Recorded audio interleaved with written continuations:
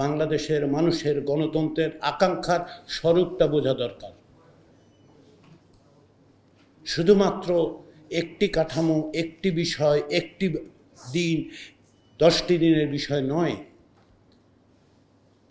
একটি গণতান্ত্রিক রাষ্ট্র গঠনের জন্য সবচেয়ে বড় প্রয়োজন সেটা হচ্ছে আপনি প্রতিষ্ঠানগুলো তৈরি করবেন, যে প্রতিষ্ঠান ব্যক্তির ঊর্ধ্বে উঠে ব্যক্তিকে নিয়ন্ত্রণ করে রাষ্ট্রের স্বার্থকে সামনে রেখে গোটা জাতিকে এগিয়ে নিয়ে যেতে পারবে।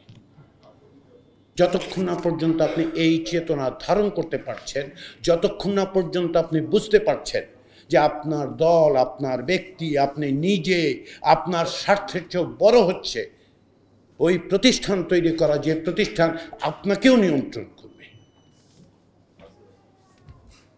সেটা কি কাঠামো, কি প্রতিষ্ঠান?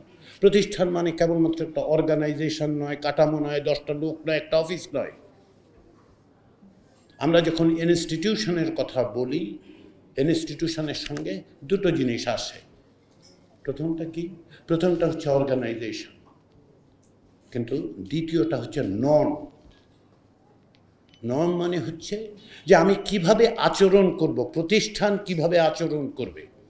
আপনার একটা পার্লামেন্ট থাকতে পারে, কিন্তু যে পার্লামেন্ট আচরণ করে ব্যক্তির বন্দনায়, সেটা প্রতিষ্ঠান নয়। আপনি পার্লামেন্ট তৈরি করবেন এই কারণে নয় যে ব্যক্তির বন্দনা হবে। আপনি পার্লামেন্ট এই কারণে তৈরি করবেন না যে নির্বাহী বিভাগের সমস্ত রকম অত্যাচার নিপীড়নকে রাবার স্ট্যাম্প দেবে। আপনাকে তৈরি করতে হবে সেই পার্লামেন্ট, যে পার্লামেন্টে কেবলমাত্র ক্ষমতাসীনদের আধিপত্য থাকবে না। মনে রাখতে হবে আমাদের, নির্বাচন কি দেয়? সেটা হচ্ছে mandate to govern, licence to rule নয়।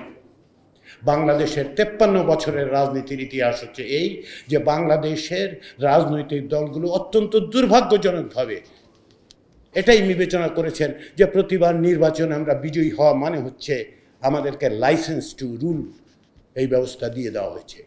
জনগণ তা দেন না।